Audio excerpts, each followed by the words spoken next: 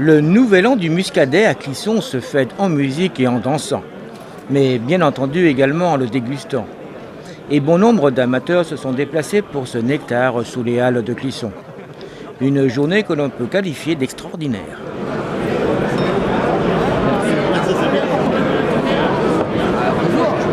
Oui, on est un petit peu habitué maintenant, c'est la 28e édition, donc on est rodé. On a toujours autant de bénévoles au niveau des vignerons et c'est ça qui est vraiment génial. On sait donc vignerons de Clisson associés et approprier les halles comme tous les ans au nouvel an du Muscadet et on a encore plus de monde peut-être encore cette année que d'habitude. Peut-être que les gens viennent aussi pour nous soutenir après une année relativement compliquée. On connaît tous les aléas climatiques que l'on a pu subir, mais l'avantage c'est qu'on a une qualité extraordinaire. Je pense que les gens sont venus aujourd'hui à Clisson pour déguster justement ce futur millésime qui pour moi va être sûrement dans les annales du Muscadet. Alors on va parler un peu plus tard au niveau du millésime. Alors là quand même c'est incroyable, les halles ne sont vraiment pas assez grandes.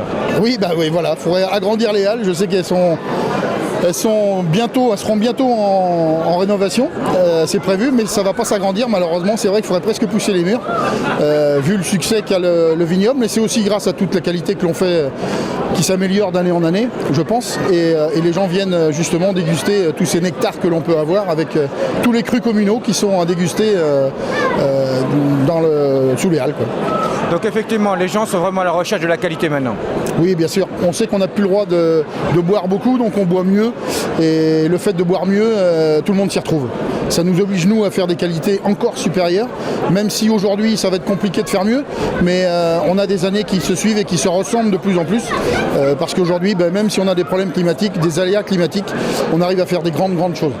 Alors justement, comment faites-vous pour rechercher ces grandes choses ? Le temps nous aide beaucoup et puis après on sait qu'il faut boire moins, donc on a des rendements qui sont beaucoup plus faibles, donc des concentrations de vin beaucoup plus intéressantes. Ça nous permet de faire des choses super sympas. Est-ce que le côté bio est intéressant également pour vous ? Des années comme cette année, c'est un petit peu compliqué d'en parler. Je ne suis pas contre le bio, très loin de là. Je ne suis pas sûr que ce soit vraiment un avenir énorme au niveau du vignoble, parce que ça complique sur les années compliquées, les années comme cette année à forte pluie. On est obligé de faire beaucoup plus de traitements au niveau des bio et c'est compliqué si on veut travailler en lutte raisonnée. Donc moi je suis un petit peu, c'est mon cas personnel, anti-extrême. Je suis plus pour le raisonnement de toutes les choses, pour qu'il fait qu'on ait un équilibre intéressant. Alors en 2 mots, le raisonner c'est quoi ? Le raisonner, c'est aller traiter que lorsqu'il y a besoin de le faire. Et puis c'est essayer d'optimiser un maximum le temps de rémanence des produits. C'est-à-dire qu'on a des produits qu'on utilise en systémie qui vont durer 12-14 jours. S'il fait beau derrière, on sait qu'on n'aura pas de problème de champignons ou éventuellement de maladies. Donc on peut pousser le traitement parce qu'on sait que la fenêtre de beau temps, elle est là. Donc on ne traite que s'il y a besoin d'y aller. Alors, il y a le Muscadet, mais je crois aussi qu'il y a les vendanges que vous appelez tardives qui commencent à bien fonctionner. Oui, là c'est des niches évidemment, mais voilà, on veut montrer qu'avec le melon de Bourgogne, on est capable de faire beaucoup de choses. Et les vendanges tardives, c'est évidemment ça, c'est vendangé à la main, très tardivement. Et on concentre vraiment la sucrosité, on arrive à faire des choses qui sont magnifiques et qui vont très bien sur des foie gras. Et une chose moi qui me plaît particulièrement, le jus de raisin. Pourquoi est-ce que vous ne le développez pas un peu plus ?